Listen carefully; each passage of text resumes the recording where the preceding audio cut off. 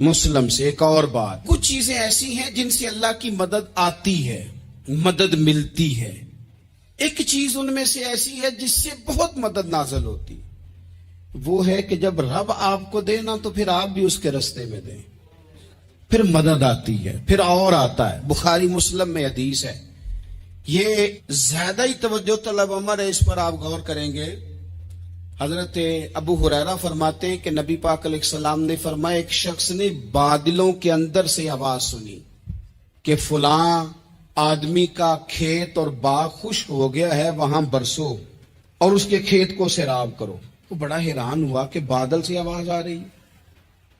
پھر اس نے دیکھا کہ ایک پہاڑی پر بارش ہوئی، وہ بادل وہاں برسا، پھر نالیوں سے ہوتا ہوا پانی ایک طرف چلا. تو جس نے آواز سنی تھی، حضور بیان کر رہے ہیں، وہ بھی پیچھے پیچھے چلا کہ پانی کدھر جا رہا ہے. اس نے جا کے دیکھا کہ ایک مقام پہ ایک باغ کو وہ پانی لگ رہا ہے اور ایک آدمی وہ پانی لگا رہا ہے. اس نے اس سے پوچھا تیرا نام کیا ہے؟ اس نے کہا کیوں؟ کہنے لگا بتا نا. اس نے نام بتایا تو کہنے لگا یہی تو وہ نام ہے جو میں نے بادلوں کے اندر سے سنا ہے کہ فلاں کے کھیت کو پانی دے دو. اس نے کہا یار تو کیا عمل کرتا ہے کہ اسپیشل تیرے لیے بارش برسے؟ یہ بخاری پڑھ رہا ہوں، سیاستہ سے حدیث عرض کر رہا ہوں. اس سے پوچھا تو کیا کام کرتا ہے کہ جناب اللہ تبارک و تعالیٰ کا حکم کرم آیا کہ خاص تیرے لیے پانی برسے اور تیرے کھیت کو سیراب کرے. تو اس نے کہا چھوٹا ذمہ دار ہوں، پر جب فصل اگتی ہے تو 3 حصے کرتا ہوں. ایک حصہ اپنے بال بچوں پہ، بہن بھائیوں پہ خرچ کرتا ہوں، ایک حصہ پورا، اور ایک حصہ دوبارہ کاشتکاری پہ لگاتا ہوں، اور تیسرا حصہ خالص میں نے مسکینوں، یتیموں اور غریبوں کے لیے رکھا ہوا ہے. وہ جو تیسرا حصہ اللہ کرے آپ سمجھیں، وہ رب کے بندوں پہ تیسرا حصہ خرچ کرتا ہے نا، تو کریم مالک نے فرمایا جہاں سے غریب کا حصہ جاتا ہے وہ کھیت خشک نہیں رہنا چاہیے. وہ جہاں سے مسکین روٹی کھاتے ہیں وہ خشک نہ رہے. جہاں سے یتیموں کو کچھ آتا ہے کہیں اس کی فصل رہ نہ جائے. میں اور آپ بھی اگر اپنے مال میں مسکینوں، یتیموں، غریبوں کے حصے رکھ لیں گے تو فصلیں خشک نہیں رہیں گی. ان کے اندر تازگی آئے گی، نور آئے گا، کرم آئے گا، خاص کر خدا کی رحمت برسے گی. مدد اللہ سے چاہیں، اپنی توجہات کا مرکز رب رسول کی ذات کو بنائیں، پھر آپ محسوس کریں گے کہ بڑی جلدی اللہ تعالی کی مدد آنے لگی ہے. کبھی آپ صرف کہہ دیں نا میرا رب میرے ساتھ ہے، اس لفظ میں اتنی طاقت ہے کہ دشمن ویسے زیر ہو جاتا ہے. زندگی میں کسی سے بھی لڑائی ہو، اچھی طرح سوچ لیں کہ اللہ اس طرف ہے یا اس طرف ہے. اگر آپ زیادتی پہ ہیں تو پھر رب مظلوم کی جانب ہے. اگر اللہ کی مدد آپ کے ساتھ ہے تو دنیا کی کوئی طاقت آپ کو گرا نہیں سکتی. اور اگر آپ مظلوم کے مقابلے میں ظالم بن کے آپ کھڑے ہو گئے ہیں اور آپ نے رویہ وہ اختیار کیا ہے کہ جس میں مدد نہیں آئے گی، تو پھر یاد رکھ لیں کہ آپ کوئی بھی ہیں، کہاں بھی ہیں، آپ کمزور ہیں. طاقتور تھے ابتدائے اسلام میں، ظاہری طاقت تھی کفار مکہ کے پاس.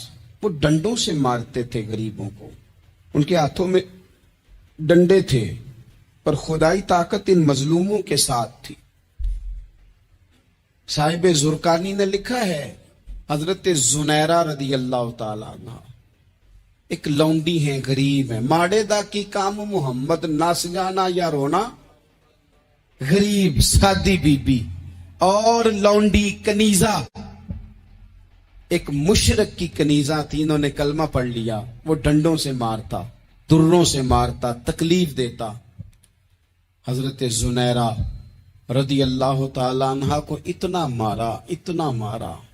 اب آپ ایک اور پہلو پر بھی غور کریں، مار بھی پڑ رہی ہے پر خدا ادھر ہی ہے، اللہ کی مدد ادھر ہی ہے. رب کہتا ہے کہ پہلے تو صبر کرنا، ان اللہ مع الصابرین. تو صبر کرے گا تو پھر رب کی معیت ملے گی. ذرا ٹھہرنا، تو تھوڑا ڈٹنا. ان الذین قالوا ربنا اللہ ثم استقاموا تتنزل علیہم الملائکہ.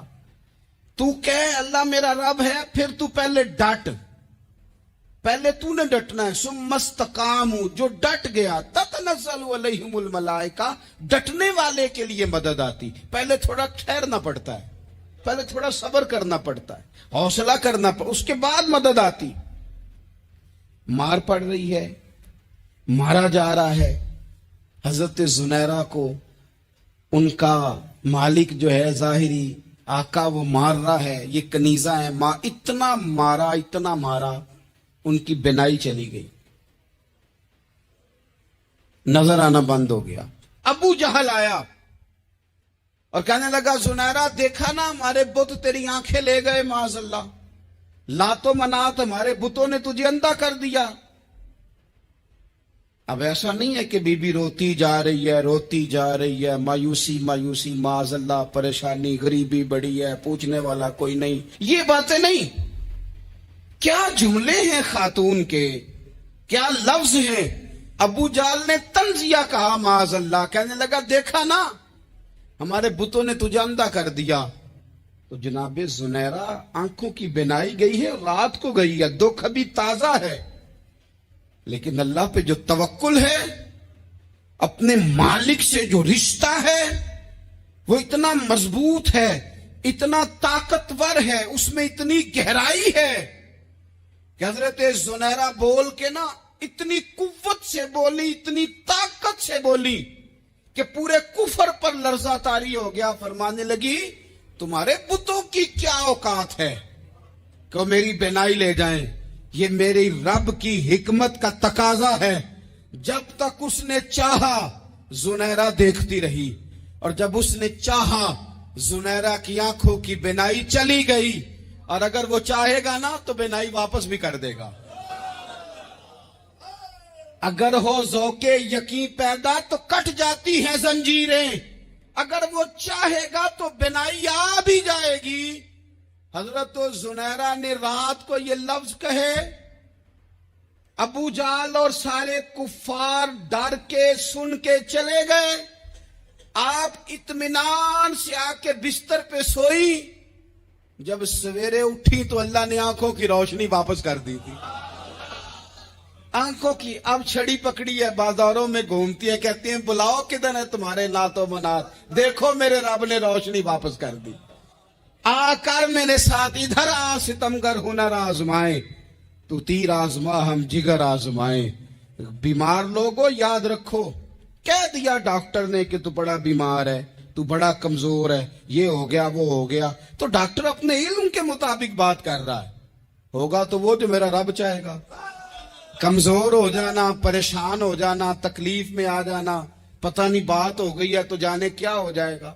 اپنی زندگی کے اندر اپنے رب سے رشتہ مضبوط کریں، رسول کائنات سے رشتہ مضبوط کریں، اللہ والوں سے رشتہ مضبوط کریں. حضرت زنیرہ نے پیغام دیا کہ زندگی میں جو جینا چاہتے ہیں تو وہ رب کا نام لے کے جی سکتے ہیں. جو اپنی زندگی میں خوشیاں دیکھنا چاہتے ہیں تو رسول اللہ کے نام پر خوشیاں دیکھی جا سکتی ہیں. توکل کی بنیاد پر بندہ خوشیاں لے سکتا ہے. اور اگر انسان میں توکل نہیں ہے تو پھر وہ اس کالے جادو سے بھی ڈر رہا ہے، وہ نیلے سے بھی ڈر رہا ہے، وہ پیلے سے بھی ڈر رہا ہے، وہ فلانے سے بھی ڈر رہا ہے، وہ میرے خلاف فلانا رشتہ دار سازش کر رہا ہے تو ڈر رہا ہے، فلانا میرے بارے میں یہ کر رہا ہے تو ڈر رہا ہے، وہ پتہ نہیں دنیا ادھر ہو جائے گی تو کیا ہو جائے گا. اٹھ باندھ کمر کیوں ڈرتا ہے، پھر دیکھ خدا کیا کرتا ہے. تو اس ساری گفتگو کا نچوڑ آپ کو یہ عرض کیا ہے.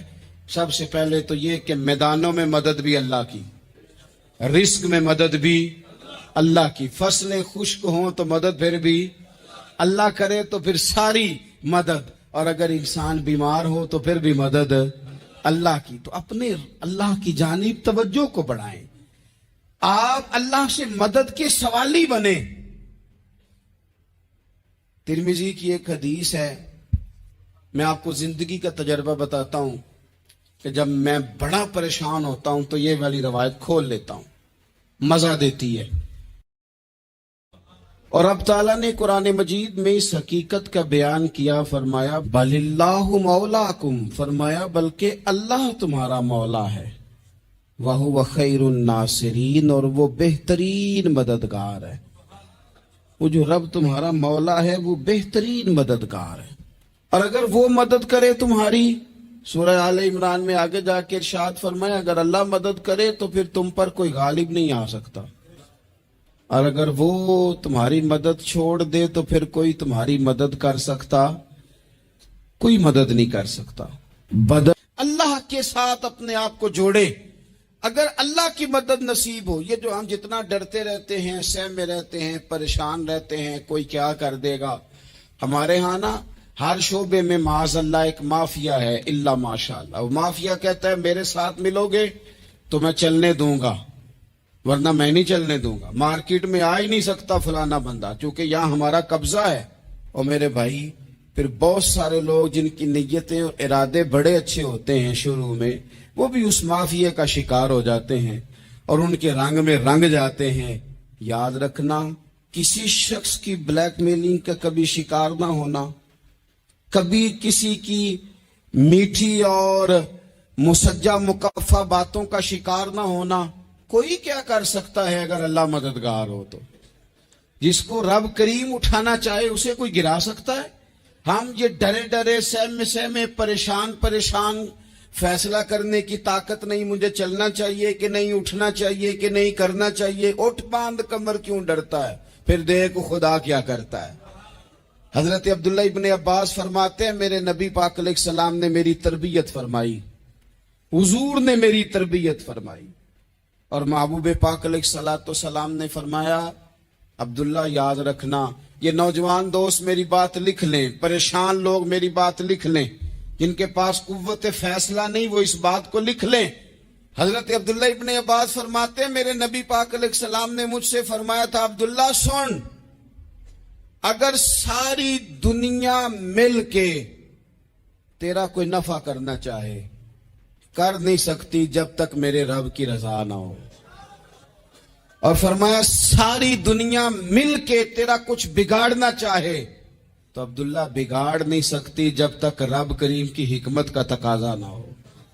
लोगों से डरना, लोगों की तरफ देखना, माहौल देख के अपने राह का तयन करना, हर बंदे के ख्यालात के मुताबिक ढलने की कोशिश करना, फलाना ना नाराज हो जाए, फलाना ना नाराज हो जाए, वो जिसने होना हो जाए, बस रब रसूल नाराज ना हो। अपनी जिंदगी में अपने मालिक को मौला जान के, बलिल्लाहु मौलाकुम, अल्लाह तुम्हारा मौला है, वहुव खैरुन नासिरीन, वो बेहतरीन मददगार है। तवज्जो जब भी करे रब की जानिब करे।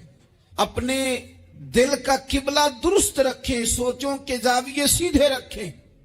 मेरे भाई, मालिक जब बंदोबस्त कर देना, जब मालिक बंदोबस्त कर दे, फिर ऐसा बंदोबस्त करता है कि लोगों के पास ना चारा नहीं रहता। हजरत मरियम रदियल्लाहु ताला अन्हा पाकबाज थी, मस्जिद में रही थी, पर मालिक की हिकमत के तकाजे बड़े अजीब है ना। फिर जनाब मरियम को अल्लाह ताला ने बगैर शौहर के औलाद अता कर दी। ये बात ही ऐसी थी। ओ किसी ने कहा था कि मखलूक तो फनकार है इस दर्जा के पल भर में, संगे दरे काबा से भी असनाम तराशे, तुम कौन हो क्या चीज है दागे कबाबी। लोगों ने तो मरियम पे भी इल्जाम तराशे। तो लोगों ने कहा किधर से ले आई बच्चा, तेरा बाप तो ऐसा नहीं था, कहां से ले आई।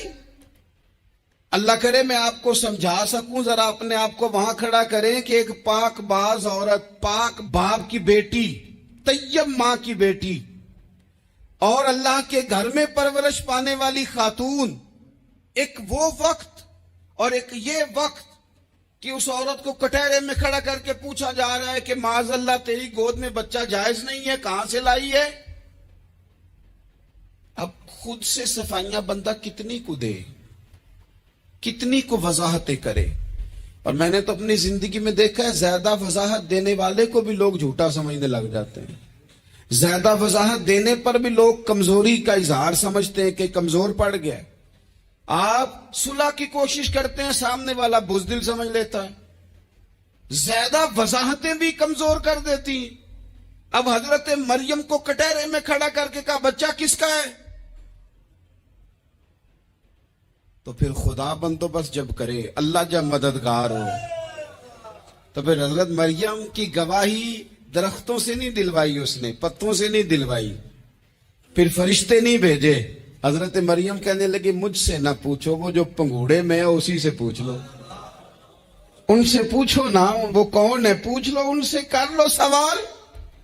انہوں نے کہا پنگوڑے میں چند دنوں کا بچہ یہ جواب دے گا؟ مددگار تھا رب. ان کی برات کا اعلان کرنا تھا مالک نے، اور جب مالک اعلان کر دے، جب مالک تیری صفائی دینا چاہے، جب مالک تجھے دنیا کے سامنے نکھارنا چاہے، تو پنگوڑے میں لیٹے حضرت عیسیٰ بول کے کہنے لگے انی عبد اللہ آتانی الکتاب. فرمایا میں اللہ کا بندہ ہوں، رب نے مجھے کتاب عطا کر کے نبی بنا کے دنیا میں بھیجا ہے. میں اللہ کا بندہ ہوں، کتاب لے کے آیا ہوں، نبی بن کے آیا ہوں. پھر پنگوڑے سے اعلان ہو گیا، پھر بچہ بول پڑا. اور یہ ایک دفعہ نہیں بات ہوئی، یہ بنی اسرائیل میں ایک جریج نام کے شخص بھی تھے جو نماز پڑھ رہے تھے. بعض نے لکھا ہے نفل نماز تھی، اماں نے پکارا تو آئے نہیں، تو ماں کے منہ سے نکل گیا تو اتنی دیر تک مرے گا نہیں جب تک کسی بے حیا عورت کا منہ نہ دیکھ لے. تو وہ عبادت گزار تھے، لیکن لوگوں نے ان کی عبادت، ریاضت، پرہیزگاری کو نہیں دیکھا. بس ایک عورت کو بھیج کے الزام لگوا دیا. وہ عورت آیا جایا کرتی تھی، اب آ جاتی ہیں عورتیں، مسئلہ پوچھنے کی نیت سے بھی آ جاتی ہیں. ماحول میں کچھ جگہ ایسی بھی ہیں جہاں عورتیں دم کرانے کے بہانے آ جاتی ہیں. وہ خاتون آتی جاتی تھی اس خانقاہ پہ، آستانے پہ، یہ بخاری میں موجود ہے. پھر اس نے کہا میری گود میں جو بچہ ہے یہ انہی کا ہے. مجھے بتائیں کیسے بندہ وضاحت دے؟ حالات خراب ہو گئے، لوگ کٹیا جلانے لگے، ماحول اور طرح کا بن گیا. میرے نبی پاک علیہ الصلوۃ والسلام فرماتے ہیں پھر اس رب کے بندے نے کہا مالک تو کریم ہے، تیری مشیت کا تقاضا آیا جو میری ماں نے جملے بولے تھے، پر اب میں وضاحت دینے کے قابل نہیں رہا، اب تو ہی کرم کرے گا تو دروازہ کھلے گا. تو وہ چند دنوں کا بچہ پنگوڑے میں بول کے کہنے لگا میں اس درویش کا نہیں، میں تو فلانے چرواہے کا بچہ ہوں، وہ جو بکریاں چراتا ہے. رب کی مدد کو پکاریں، اپنے ساتھ اپنے مالک کی مدد کو شامل کریں، تھوڑے رزق پر بھی گزارا اچھا ہونے لگ جائے گا. سارے لوگ آپ کو گرانے کی تدبیریں کر رہے ہوں گے اور مالک آپ کو عزتیں عطا فرما دے گا. اس کی بارگاہ سے حکمت کا تقاضا اور ہو جائے گا. ہم نے ساری زندگی لوگوں کو راضی کرنے میں گزار دی، ساری زندگی بڑھاپا آ گیا بچوں کو پالتے، اور بچوں نے آخری عمر میں کہہ دیا ابا اگر کوئی ڈھب کا کام کر لیتے تو آج ہمارے دن بھی پھر نہ جاتے. ساری زندگی گزار دی بہن بھائیوں کو راضی کرنے میں، ساری زندگی گزار دی ذمہ داریاں اٹھانے میں. ان کو 99 دفعہ دیا، ایک دفعہ نہیں دیا تو انہوں نے کہہ دیا تو نے تو کبھی دیا ہی نہیں، تو تھا ہی نہیں. ساری زندگی محلے داروں، علاقے والوں کو راضی کرنے میں گزار دی. اور میں نے ایسے لوگ بھی دیکھے دین کے لیے وقت گزارا، لیکن جب بڑھاپے میں دانت کام نہ کرتے تھے تو وقت کے مفتیوں کو بھی مسجدوں کی کمیٹیوں نے کہہ دیا اب آپ کی سمجھ نہیں آتی، ہم نے خطیب کو یور رکھنا ہے، نہ دیکھو دنیا کی طرف، دنیا رلا دیتی ہے، نہ راضی کرو بندوں کو، بندے تھکا دیتے ہیں، نہ پیچھے بھاگو ہر وقت دنیا داروں کے، یہ انسان کو کمزور کر دیتے ہیں. وہ تو کریم ہی بڑا ہے، 2 آنسو زمین پر بعد میں گرتے ہیں، بندے کے گناہ سارے پہلے معاف فرما دیتا ہے.